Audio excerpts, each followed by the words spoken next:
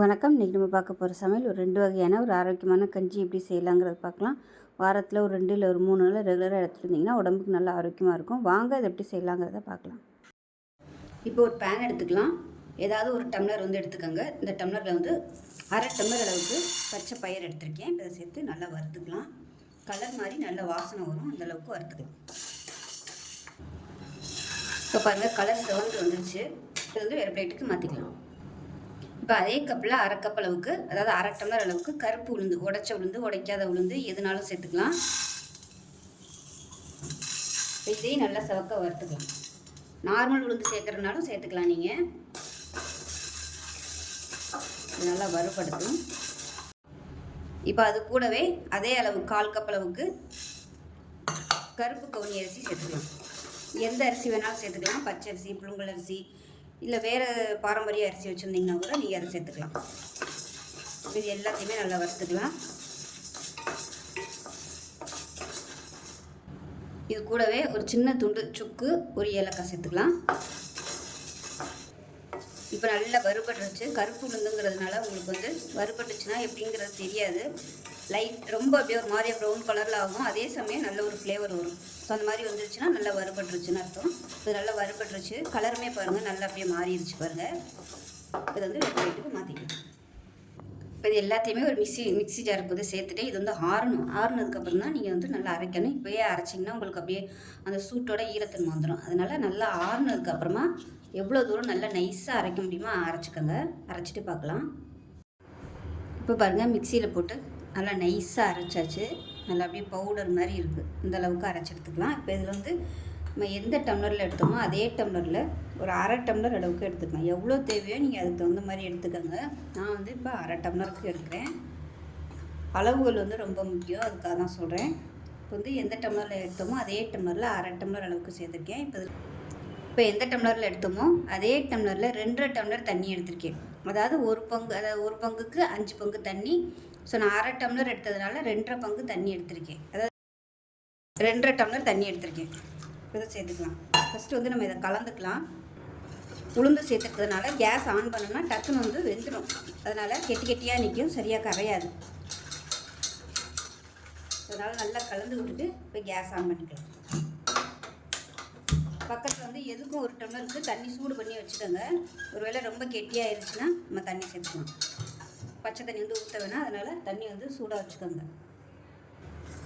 கைவிடாமல் நல்லா கலந்து கொடுத்துக்கிட்டே இருங்க. நல்லா அப்படியே பழன்னு வரும். அந்த ஸ்டேஜ் வரைக்கும் நம்ம நல்லா கலந்து விட்டுக்கலாம். பாருங்கள், நான் சொன்னேன்ல நல்லா திக்காகி வருது பாருங்கள். ஒருவேளை ரொம்ப திக்காயிடுச்சுன்னா நம்ம தண்ணி சேர்த்துக்கலாம். அதுக்கு தான் சுடு தண்ணி பக்கத்தில் வச்சுக்கோங்கன்னு சொன்னேன். டக்கு நம்ம தேவைக்கேற்ற மாதிரி தண்ணி ஊற்றி நம்ம அட்ஜஸ்ட் பண்ணிக்கலாம். இப்போ இது 6 நாள் நல்லா கெட்டியாக வரதால் இன்னும் கொஞ்சம் தண்ணி நம்ம சேர்த்துக்கலாம். இப்போ தண்ணி சேர்த்துக்கலாம். நான் ஃப்ளாஸ்கில் தண்ணி சூடாக வச்சுருந்தேன், அதனால் நான் ஊற்றிக்கிறேன். குடிக்கிற பதத்துக்கு நம்ம தண்ணி கலந்துக்கலாம். இந்த பால் சின்னவங்கலேருந்து பெரியவங்க வரைக்கும் எல்லாருமே எடுத்துக்கலாம். ரொம்பவும் ஆரோக்கியமான ஒரு பால் இது. பாருங்கள், கரெக்டாக இருக்குது. இந்த ஆற நல்லா கெட்டியாகிட்டே வரும். இப்போ இதில் ஒரு சிட்டிகை உப்பு சேர்த்துக்கலாம். சேர்த்துட்டு நல்லா கலந்து கொடுத்துக்கலாம். இப்போ பார்த்திங்கன்னா நல்லா ஒரு கூழ் பதத்துக்கு வந்துருச்சு. நல்லா அப்படியே பழன்னு வந்துருச்சு. இன்னும் கொஞ்சம் நேரம் நல்லா கொதிக்க விட்டு மீடியமான ஃப்ளேமில் கொதிக்க விட்டுக்கோங்க. ரொம்ப ஹை ஃப்ளேமில் வச்சிங்கன்னா உங்களுக்கு ரொம்ப அப்படியே வத்தின மாதிரி ஆயிரும் கெட்டியாக. அதனால் மீடியம், ரொம்பவும் குறைச்சி இல்லாமல் ரொம்பவும் அதிகம் இல்லாமல் நடுத்தரமாக வச்சு அப்படியே கொஞ்சம் கொதிக்க விட்டுரும். இப்போ நல்லா ஒரு 2 நிமிஷம் நல்லா கொதிச்சிருச்சு. இப்போ எந்த டம்ளரில் எடுத்தோமோ அதே டம்ளரில் 1/2 டம்ளர் அளவுக்கு சர்க்கரை. இது ஆர்கானிக் சர்க்கரைங்கிறதுனால நான் அப்படியே சேர்க்குறேன். நீங்கள் வெல்லம், கருப்பட்டி சேர்க்குற மாதிரி இருந்துச்சுன்னா கொஞ்சமாக தண்ணி ஊற்றி வடிகட்டிட்டு சேர்த்துக்கோங்க. அப்படி நீங்கள் அந்த மாதிரி வடிகட்டி தண்ணி சேர்க்கும் போது இது கெட்டியாக தான் இருக்கணும். அப்போ தான் உங்களுக்கு கரெக்டாக இருக்கும். ஒருவேளை இது ரொம்ப தண்ணியாக இருந்துச்சுன்னா நீங்கள் அந்த தண்ணி ஊற்றையில் ரொம்ப தண்ணியாக போயிடும். அதனால் பார்த்துக்கிட்டு நீங்கள் சேர்த்துக்கோங்க. இதையும் சேர்த்து நல்லா கலந்து விடலாம். உங்களோட இனிப்புக்கு தகுந்த மாதிரி நீங்கள் சேர்த்துக்கோங்க. நான் இனிப்பு கரெக்டாக தான் கொடுத்துருக்கேன். இந்த இனிப்பு கம்மியாக தான் இருக்கும், அதிகமாக இருக்காது. வேணும்னா நீங்கள் 3/4 டம்ளர்லேருந்து 1 டம்ளர் வரைக்கும் சேர்த்துக்கலாம்.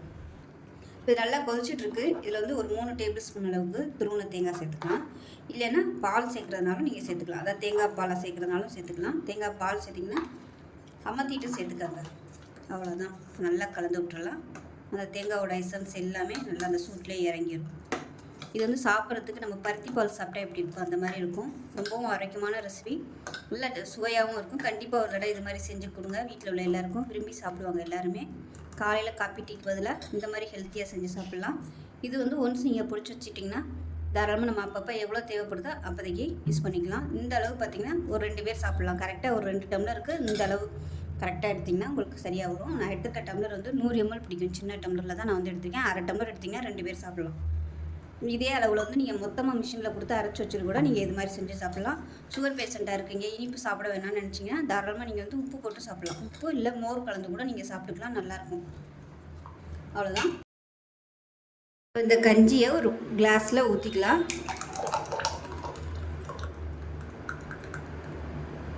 இந்த அளவில் செஞ்சிங்கன்னா ஒரு 2 பேர் சாப்பிட்றதுக்கு அருமையாக இருக்கும். ஸோ கருப்பு உளுந்து, பச்சை பயிறு, கவுனி அரிசி போட்டு ஒரு அருமையான கஞ்சி பாரம்பரியமான முறையில் ரெடி ஆயிடுச்சு.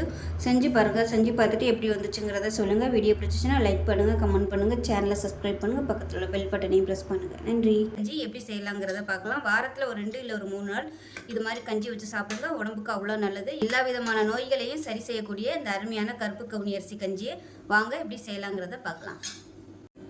இப்போ ஒரு குக்கர் எடுத்துக்கலாம். இதில் பார்த்தீங்கன்னா மெஷரிங் கப்பில் 1/2 கப் அளவுக்கு கருப்பு கவுனி அரிசி நல்லா ஒரு நாள் நைட்டு ஊற வச்சுட்டு நல்லா ஒரு 1/4 மணி நேரம் இல்லை ஒரு 1/2 மணி நேரம் ஈரத்துணியில் வந்து நல்லா உலர்த்திட்டு மிக்சியில் போட்டு நல்லா இந்த மாதிரி ரவை பதத்துக்கு அரைச்சி வச்சுருக்கேன். இதை சேர்த்துக்கலாம். ஸோ நீங்கள் காலையில் பண்ண போகிறீங்க அப்படின்னா நைட்டுக்கே ஊற வச்சுங்க. கொஞ்சம் நல்லா உலரணும். அந்த ஈரம் இல்லாமல் இருந்துச்சுன்னா தான் உங்களுக்கு ரவை மாதிரி நல்லா அரைக்க வரும். அதனால் துணியில் போட்டு நல்லா அப்படியே கொஞ்சம் உலர விட்டுட்டு இந்த மாதிரி ரவை மாதிரி அரைச்சி எடுத்துக்கலாம். இப்போ இது கூட ஒரு 2 டேபிள் ஸ்பூன் அளவுக்கு கருப்பு உளுந்து நல்லா ஒரு 2 மணி நேரம் ஊற வச்சு வச்சுருக்கேன். அந்த தண்ணியோடு அப்படியே சேர்த்துக்கலாம். இப்போ இது கூடவே பொடியாக நறுக்குன்னா சின்ன வெங்காயம் ஒரு கைப்பிடி அளவுக்கு சேர்த்துக்கலாம். அதே மாதிரி ஒரு 3 பல் பூண்டு நச்சு வச்சுருக்கேன், அதையும் சேர்த்துக்கலாம். 1/4 டீஸ்பூன் போல் சீரகம், 1/4 டீஸ்பூன் வெந்தயம், நல்ல ஃப்ளேவராக இருக்கும். அதே சமயம் சுகர் லெவல் வந்து நல்லா கண்ட்ரோல் பண்ணும்.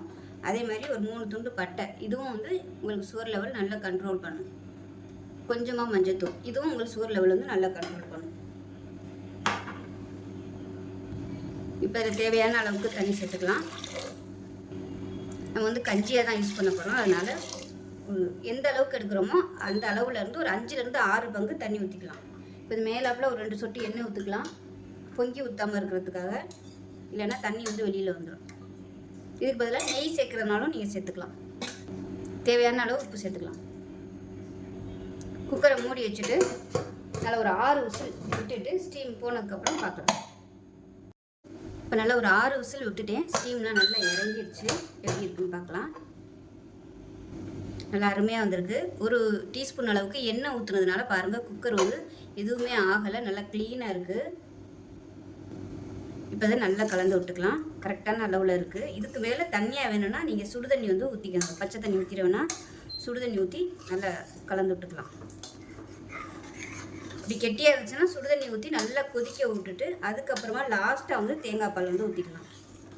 இப்போ இது வந்து எனக்கு கரெக்டாக இருக்குது. இப்போ வந்து தேங்காய் பால் ஊற்றில இன்னும் கொஞ்சம் தண்ணியாக வரும். இப்போ பார்த்தீங்கன்னா நல்லா ஒரு 1/4 முடி துருவன தேங்காய் எடுத்து நல்லா கெட்டியாக தேங்காய் பால் எடுத்து வச்சுக்கேன். இதை சேர்த்துக்கலாம். இது வந்து கொதிக்க விடணும்னு அவசியம் இல்லை, இப்படியே சாப்பிடலாம். தேங்காய் பால் ஊற்றிட்டு கொதிக்க விடணும்னு அவசியம் இல்லை. அந்த சூட்டிலே வந்து தேங்காய் பால் நல்லா வெந்துடும். அவ்வளோதான். குடிக்கிறதுக்கு சூப்பராக இருக்கும். இதில் விருப்பப்பட்டால் நீங்கள் புதினா கொத்தமல்லி சேர்த்திங்கன்னா இன்னும் நல்லா ஃப்ளேவராக இருக்கும். அவ்வளோதான். அருமையான ஒரு ஹெல்த்தியான பிரேக்ஃபாஸ்ட் ரெடி ஆயிடுச்சு. ஸோ சுகர் பேஷண்ட்டாக இருந்தீங்கன்னா தாராளமாக இதை வந்து நீங்கள் எடுத்துக்கலாம். சின்னவங்கலேருந்து பெரியவங்க வரைக்கும் இந்த கஞ்சி எடுத்துக்கலாம். அவ்வளோ அருமையான கஞ்சி, எல்லா விதமான நோய்களையும் அடித்து விரட்டிடும். ஸோ வாரத்தில் ஒரு 2 இல்லை ஒரு 3 நாளாவது இதை செஞ்சு சாப்பிடுங்க. ஸோ இந்த வீடியோ பிடிச்சிச்சுன்னா லைக் பண்ணுங்கள், கமெண்ட் பண்ணுங்கள், சேனலை சப்ஸ்கிரைப் பண்ணுங்கள், பக்கத்தில் உள்ள பெல் பட்டனையும் ப்ரெஸ் பண்ணுங்கள். நன்றி.